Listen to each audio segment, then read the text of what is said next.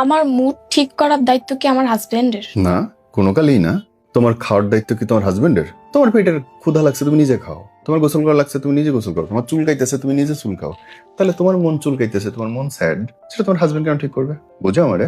কিভাবে বুঝবো সে আমার প্রতি কেয়ারিং? ও রে বাবা, তোমার প্রতি কেয়ারিং কিনা সেটা বুঝবা তোমার প্রতি দায়িত্ব পালন করে কিনা। কেয়ারিং এর চাইতে দায়িত্ব জরুরি, আর দায়িত্বের আরেক রূপ হচ্ছে কেয়ারিং। যদি তুমি দেখো যে তোমার জন্য ঠিকঠাক বাসা ভাড়াটা প্রত্যেক মাসে এনে দিচ্ছে, তুমি খুশি থেকে যাবে। তুমি যে দেখো যে সব জায়গায় হাজবেন্ডের নামের জায়গায় তোমার তার নামটা দিচ্ছে, যা যা দায়িত্ব তার একটা স্বামী হিসেবে সব করছে, তুমি খুশি হয়ে যাবে। কিন্তু তোমার মন খারাপ ঠিক করার জন্য, মন ভালো করার জন্য, তোমার মনের অসুখ সারানোর জন্য he is not your doctor.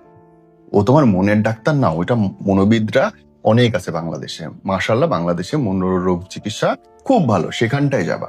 যে কোনো প্রফেশনাল মানুষের কাছে হেল্প নেবা।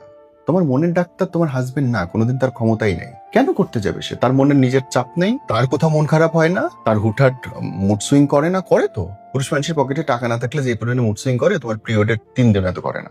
ভয়ানক। এবং সেই পেইনটা ভয়ানক পেইন।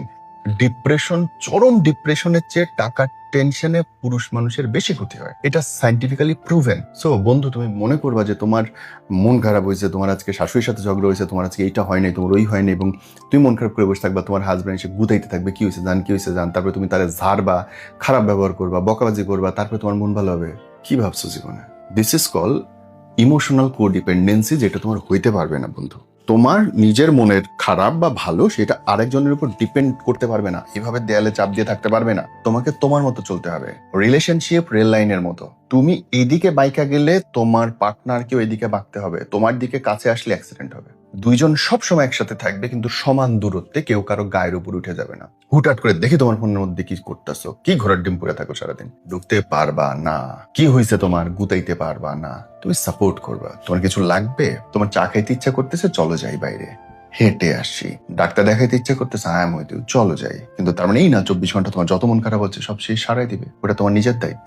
তুমি যদি আজকে সেটা না পারো বন্ধু, তুমি কোনোদিন সেটা পারবা না, এটা সবচেয়ে ভয়ানক। এবং আপনাদের ছেলেদের বলি, যদি আপনার পার্টনার আপনার উপরেই ডিপেন্ড করে ভালো বা খারাপ থাকার জন্য, সেটা তার জন্য ক্ষতিকর এবং আপনি সেটা হইতে দিবেন না। কারণ তাহলে সে কোনোদিন আর নিজে নিজে ভালো থাকা শিখবে না। You understand?